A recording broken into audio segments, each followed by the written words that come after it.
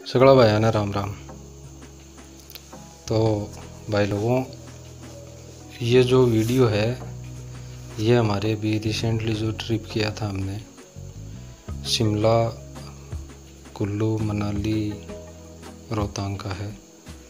और इसके अंदर हम जो गए थे, मेरी वैगनार गाड़ी लेकर गए थे।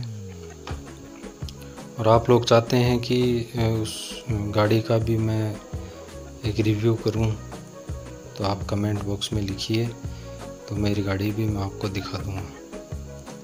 दोस्तों, घूमने जाने के लिए ऐसा है कि मैं कोई बहुत ज़्यादा रॉयल फैमिली से बिलोंग तो करता नहीं हूँ, तो हमें सिर्फ घूमना है। ज़्यादा मतलब होटल पे, इन तरीक़ों की चीज़ों पे हम खर्चा कम करना चाहते हैं, सिर्फ ज़रूरत का ही खर्चा करते हैं। तो इस वीडियो में मैं आपको कंप्लीट इन्फॉर्मेशन देता हूँ, जितनी मेरे को याद है, मुझे पता है उसके बारे में। तो मैं सीकर से हूँ, राजस्थान से। तो सीकर में 2 बजे से हम निकले थे यहाँ से। 4 जने थे हम, मैं, राजेंद्र, आसिफ और धर्मेंद्र, 4 लड़के थे हम। तो यहाँ से 2 बजे निकले थे, तो काफ़ी लेट हो चुका था। निकलने के बाद में हम शाम को 6 बजे, हमें चंडीगढ़ जाना था, लेकिन रास्ते में शाम को 6 बजे वहाँ पर क्या हो गया, अंधेरा हो गया। तो घूमने जाते हैं तो हमें नाइट ड्राइविंग है वो अवॉइड करनी चाहिए, क्योंकि सबके फैमिली है। नाइट में क्या होता है कि जो आवारा पशु वगैरह हैं वो आते हैं, तो थोड़ा रिस्की रहता है। और आप घूमने जाते हैं तो नाइट में ड्राइव करेंगे तो दूसरे दिन आप अच्छे से घूम नहीं पाएंगे। तो इस वजह से हमने क्या किया कि जो हरियाणा में कैथल है कोई जगह, वहाँ पर रूम लिया था। तो 4 जनों के लिए हमने 4 होटल में ट्राई किया था। तो उसमें सबसे सस्ता हमें 1200 रुपये में 4 जनों के लिए रूम मिल गया था, जिसमें हमें एक्स्ट्रा मैट्रेस वगैरह दे दिए गए थे। और अच्छा था होटल, उसमें एसी वगैरह चला, रनिंग कंडीशन में था। उसका क्लिप में डाल देता हूँ भाई लोगों, राम राम। दिन का 7 बज गई, अरे घूम भागा अरे कैथल गवाए ले लिए रूम। चंडीगढ़ 100 किलोमीटर है और रूम ले रहा है कि आप ओ भाई उसी धर्मो अब्बो राजेंद्र जी बिठिन बारे फिर है और रूम और सोता रूम पड़े थोड़ा सा महंगो, मात्र 1000 रुपया का मैंने रूम ले लिए। नहीं, 1200 रुपया। एसी वेसी सब दिया, अगलो देखो पा लाग दी एसी, रनिंग है, कामल भी दे दी। और बढ़िया। अब जावा चंडीगढ़ देखा कठिन कसोली हिमाचल का मैं बढ़ जाऊँ। ठीक है भाई लोगों, राम राम सा है। नेक्स्ट डे हम निकले शिमला के लिए। तो हम वहाँ से सुबह 8 बजे निकल गए थे और 11:30-12 बजे के लगभग हम वो हिल एरिया में एंटर कर गए थे। काफ़ी फ़ोटोग्राफी हुई। हमें ज़्यादा लंबा जाना नहीं, तो वहाँ से लगभग 150 किलोमीटर शिमला था, तो आराम से व्यू देखते हुए गए थे हम। फिर शिमला में पहुँचे, काफ़ी भीड़ भाड़ थी और हमारी पर्सनल गाड़ी थी। तो वहाँ पर प्रॉब्लम ये आती है शिमला में कि आप अगर पर्सनल गाड़ी से जाते हैं तो एक तो वहाँ पे पार्किंग की फैसिलिटी बहुत कम है। फिर क्या होता है, वहाँ पर वो घूमते रहते हैं लोग कि होटल चाहिए, ये चाहिए, मेरे साथ है ये, मैं रूम दिला दूँगा, 500 में दिला दूँगा, 600 में दिला दूँगा। तो वहाँ क्या होता है कि दोस्तों, आप रूम ले रहे हैं तो एक बार रूम देखेंगे कि कैसा रूम है, क्या क्या फैसिलिटी है उसके अंदर। तो गाड़ी बाहर पार्क करके आप वहाँ जाएंगे, हर होटल में इतना काफ़ी वो स्ट्रेस वाला काम हो जाता है। तो हमने क्या किया कि जैसे मैं गाड़ी में बैठा रहा और मेरे फ्रेंड्स को मैंने भेज दिया भाई आप देख के आओ रूम। तो वहाँ पे मुझे याद है हमने 2 होटल में देखा था।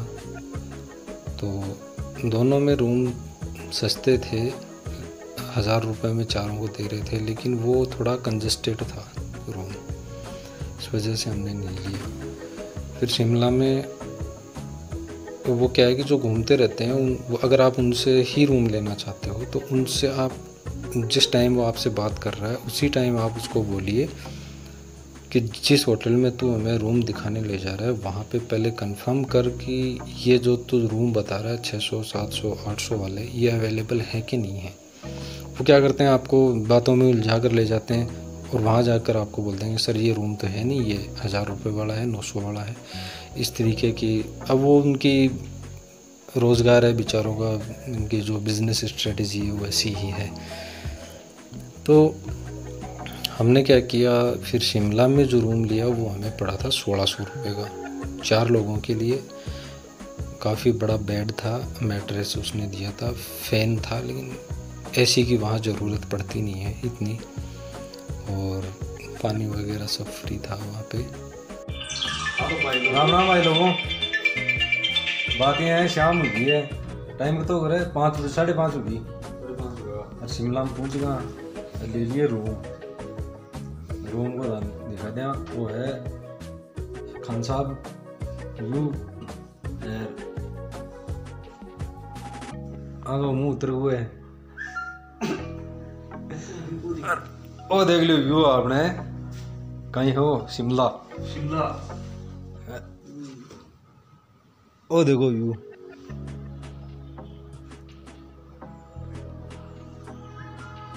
आपने नीचे लाग रही फॉर्च्यूनर।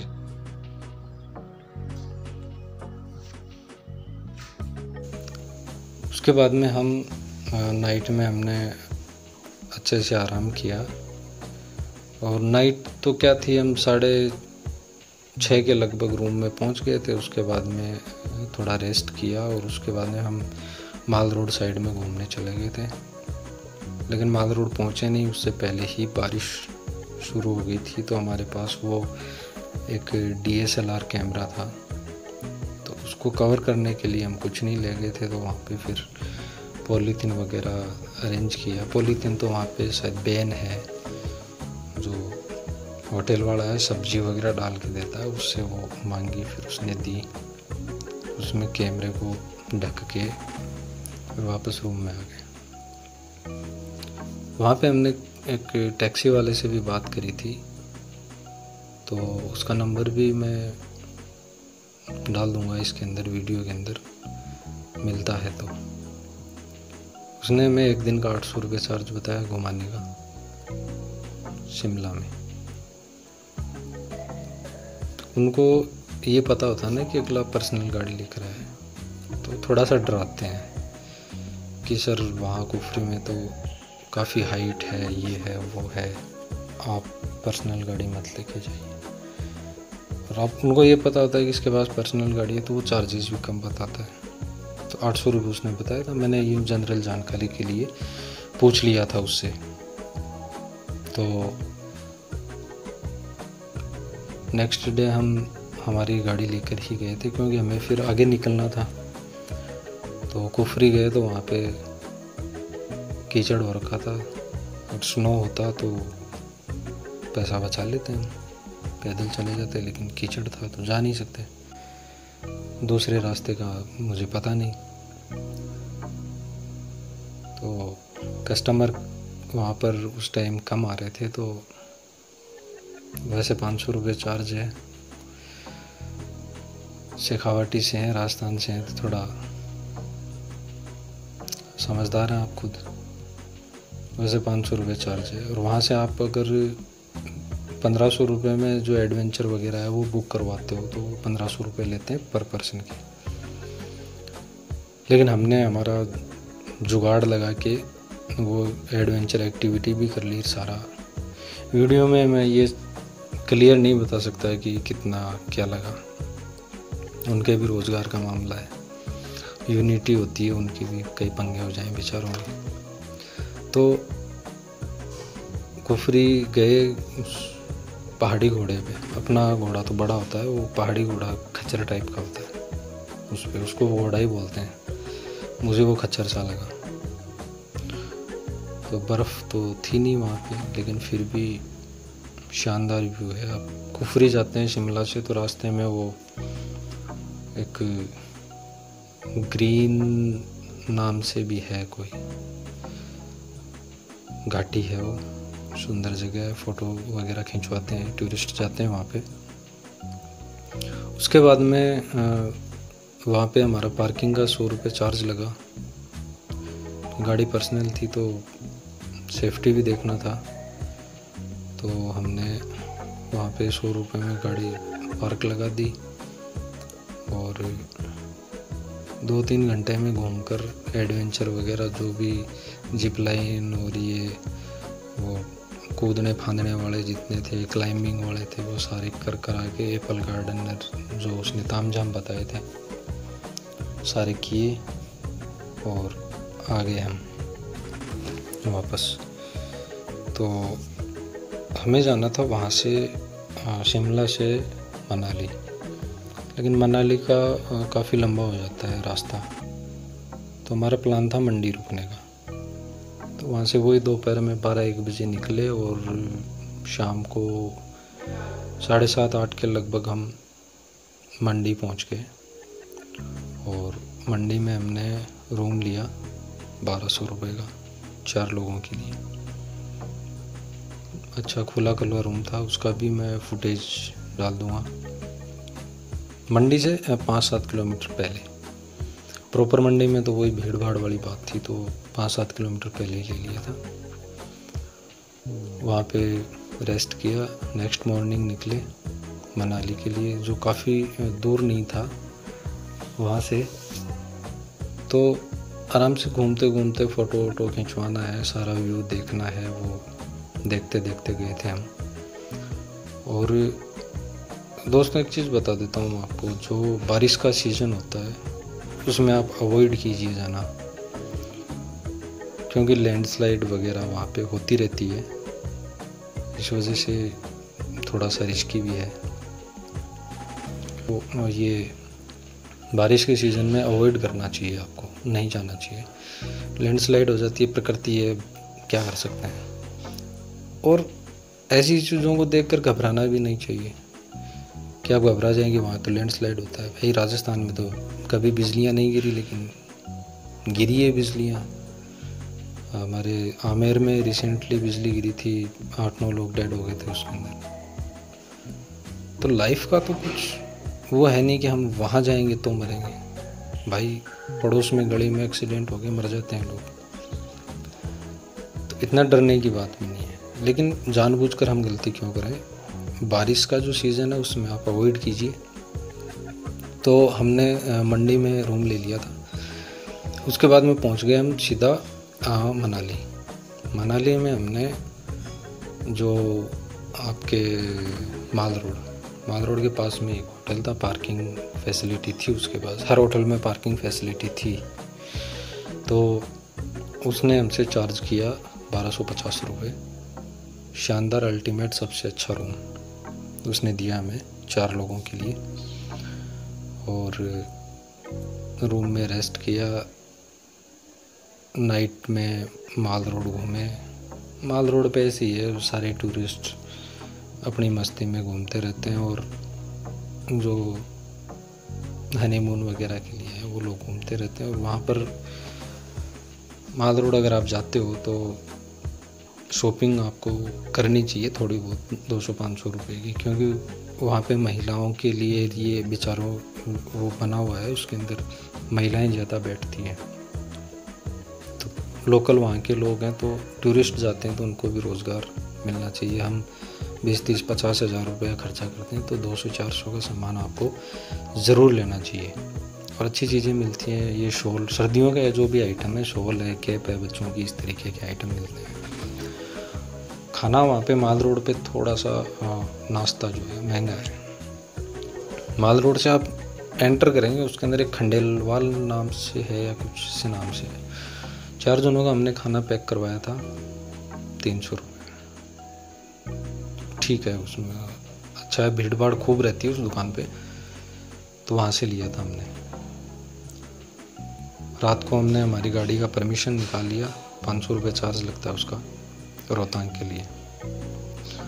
दोस्तों मैं आपको बता देता हूँ कि अगर आप हिल एरिया में आपने गाड़ी कम चलाई है, 4 व्हीलर, 2 व्हीलर में तो कोई ख़ास प्रॉब्लम नहीं है क्योंकि वो स्पेस कम लेती है।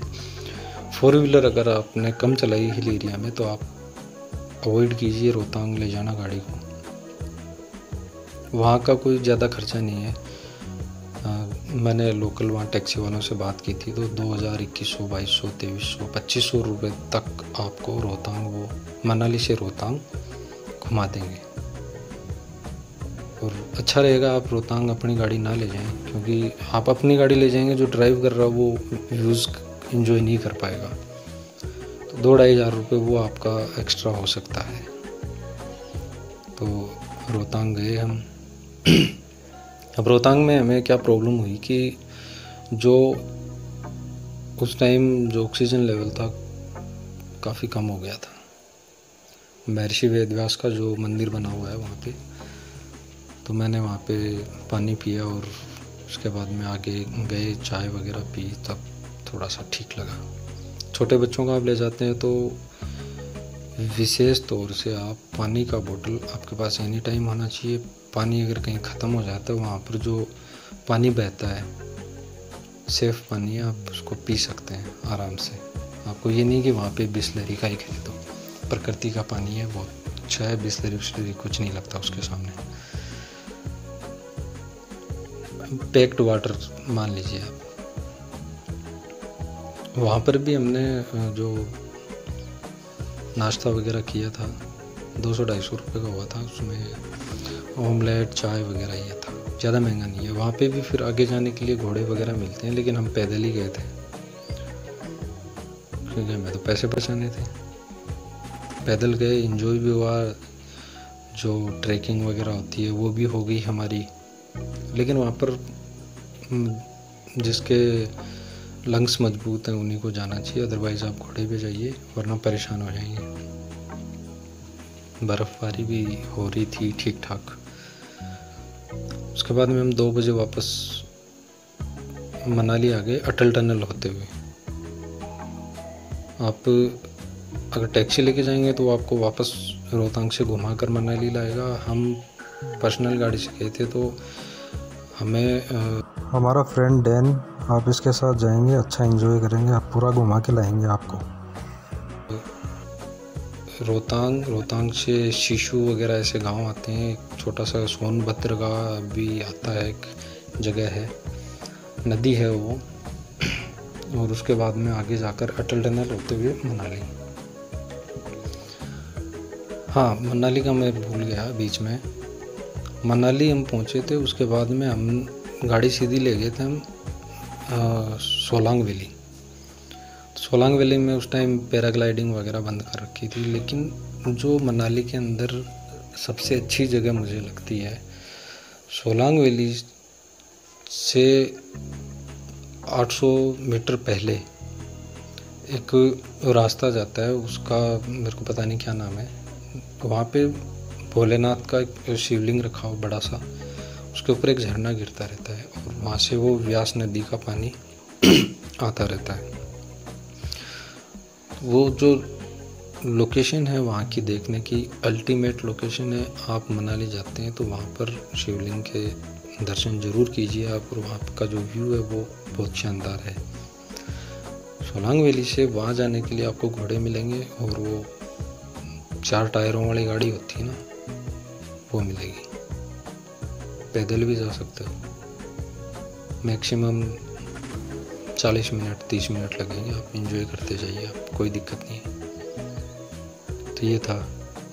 फिर हम वापस मनाली 2 बजे पहुंच गए। फिर मनाली से निकल लिए, मंडी पहुंच गए शाम को 7 बजे। 7 बजे हमने मंडी में रूम लिया 1475 रुपये का और उसका नाम था स्वागत होम स्टे, सुंदरनगर मंडी। तो उसका हमें 1475 रुपये चार्ज पड़ा 4 लोगों के लिए। अच्छा खाना वाना मिलाकर ठीक ठाक था वो। फ़ैन थे उसमें भी, एसी वगैरह की ज़रूरत भी नहीं थी, इतनी ठंड नहीं होती, गर्मी नहीं होती, सॉरी। नेक्स्ट डे हम निकले घर के लिए। काफ़ी लंबा पड़ गया था, हमें 7 बजे निकल गए थे। तो फिर चंडीगढ़ उतरे और वहाँ पर सरदार जी के ढाबे पे खाना खाया 400 रुपये का। शाम को 9 बजे मैं सीकर पहुँच गया था। गाड़ी अपनी चली टोटल 1700 किलोमीटर। फ्यूल का आप देख लीजिए आपकी गाड़ी कितना एवरेज देती है। और ये दिमाग लगाने की ज़रूरत नहीं है कि हिल एरिया में वो कम देगी, ये ज़्यादा हिली एरिया नहीं है। आजकल तो वहाँ पर रोड का काम चल रहा है, 4 लेन बन गया, टोल भी लग रहा है एक जगह मनाली में घुसने से पहले। चंडीगढ़ से शिमला तक अच्छी खासी शानदार रोड है।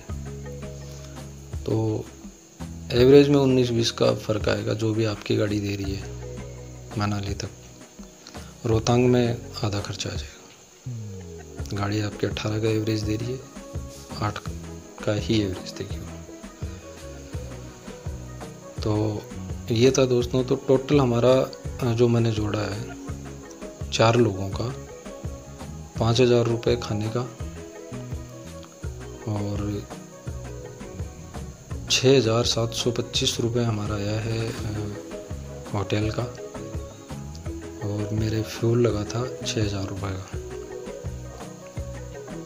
अब आप कहेंगे बहुत सस्ते आ गया। मेरी गाड़ी आधी एलपीजी में भी चली थी। शिमला तक एलपीजी में गई थी, मनाली तक एलपीजी में गई थी। कई जगह ऐसा होता है कि काफ़ी हाइट पे गाड़ी चढ़ानी है तो उस टाइम आपको पेट्रोल में करनी पड़ेगी। उसमें लगभग 3000 का पेट्रोल था मेरा और 3000 का एलपीजी था। तो ये मेरा फ्यूल का था। तो ये टोटल मिलाकर 17,000-18,000 के लगभग होता है। बाकी का 2-3 हज़ार रुपये ये एडवेंचर एक्टिविटीज़, जो ग्रीन टैक्स है, ये टैक्स है, वो टैक्स है, मिलाकर। आप अगर जाते हैं तो होटल, खाना, रहना, गाड़ी का फ्यूल, टोल, नाश्ता वास्ता सारा मिलाकर 20,000 रुपये का खर्च आएगा एक गाड़ी पे। अगर गाड़ी आपकी एलपीजी या सीएनजी में है तो। पेट्रोल में है तो आप उस हिसाब से देख लीजिए। 1700 किलोमीटर मेरे 1700 किलोमीटर चली थी गाड़ी, तो एवरेज का आप उस हिसाब से देख लीजिए।